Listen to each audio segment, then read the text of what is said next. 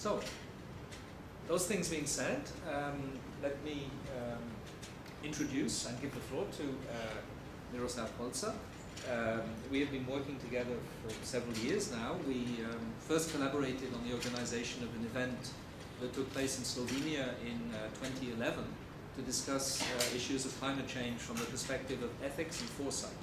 And since then we have maintained our discussions and have now in 2015 found the opportunity again to collaborate formally, and Miro would explain his background, his objectives, and how he sees what we need to establish with this meeting today.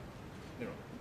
Thank you very much, John. Dear ladies and gentlemen, welcome on behalf of International Association for the Advancement of Innovative Approaches to Global Challenges.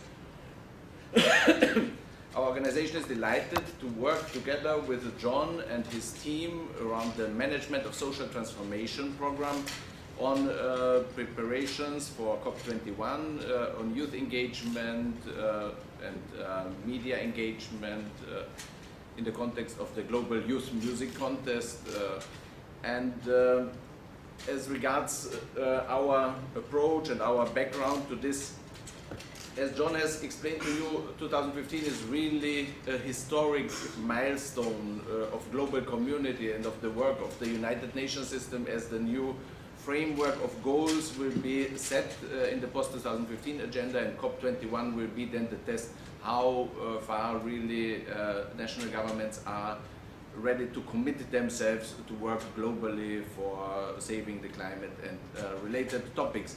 And our name, International Association for the Advancement of Innovative Approaches to Global Challenges, is already a mission statement, and it says that the present way how the UN system functions is not really effective enough in the climate change area. We are not succeeding, and there are so many multilaterally agreed goals, environmental goals, that are not fulfilled. And the challenge here is really to connect everybody to get involved in this action on addressing global challenges.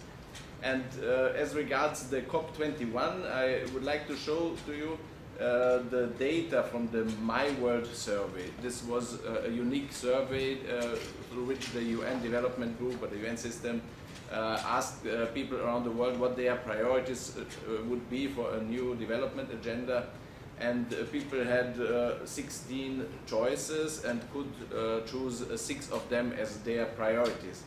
And a good education is on the first place. 7.4 million people took the survey, and education is top, better healthcare, better job opportunities, an honest and responsive government, affordable and nutritious food. And at the very bottom down, there's action taken on climate change. And this is a problem for the UN system, for the organizers of COP21. If people don't prioritize climate change, and this they very often do because it's too complex to understand the interdependencies between one's everyday life and a changing climate, which is somehow also shows very strange weather patterns, and it's very cold, and so people are confused and they don't understand that this is very important for them, and therefore they don't prioritize it, and therefore also the political leaders are somehow reluctant to be bold in these negotiations on global action on climate change.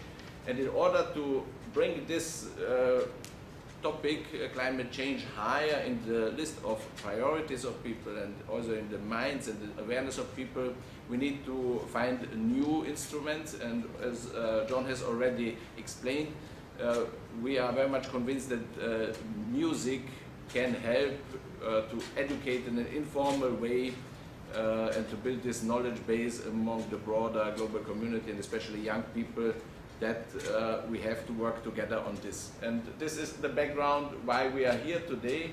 And today's workshop aims to connect everybody who is working in the field of social mobilization through art, music and social innovation and media partnerships here in France particularly, and but also globally. We have disseminated the information about the workshop via all relevant social media and also list servers.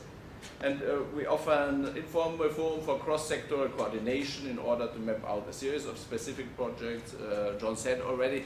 And because it's, these processes are very technical and very often people only come to the COP as such and then see other people are working on similar topics, and sometimes it's very disappointing also. And now with this workshop here, we want to give everybody the opportunity to hear about activities of related initiatives and then to look for synergies.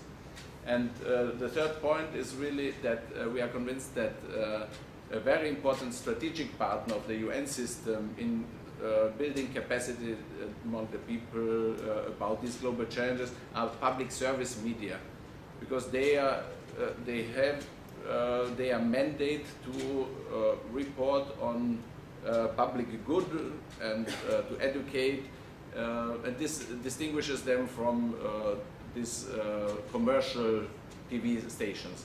And so they are really the trusted partner for trusted information. They have no bias towards selling any goods or whatever. And there was in 2009 a conference here at UNESCO on climate change and broadcast media, with the leadership of European Broadcasting Union and also especially UNESCO, of course, communication and information sector.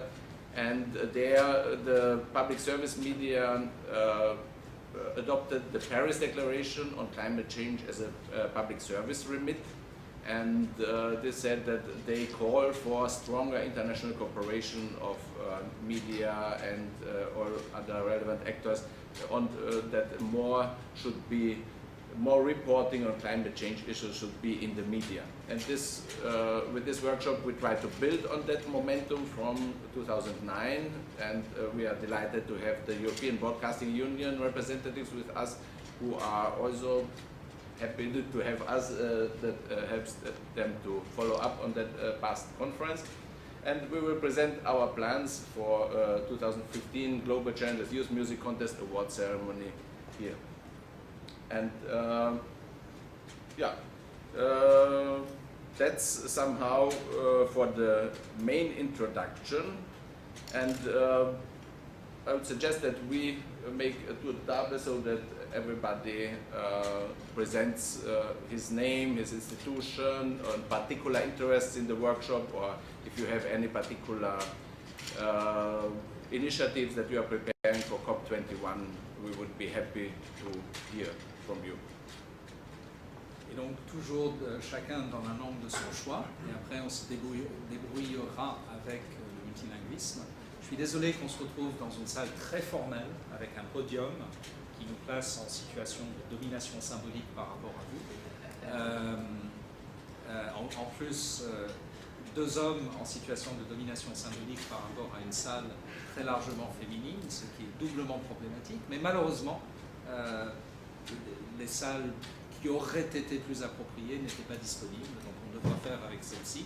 Par contre, on a la possibilité de descendre du podium, peut-être qu'on devrait le faire pour casser le formalisme. I was just saying that this podium is very formal, and if you want to step down from it, we can.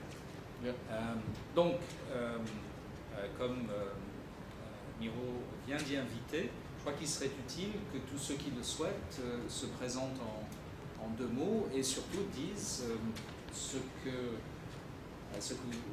que vous avez envie de savoir sur nos propositions, la manière par laquelle peut-être vous pourriez vous y rattacher et également les initiatives que vous avez de votre côté pour nourrir la mobilisation sociétale autour de la COP21. Okay.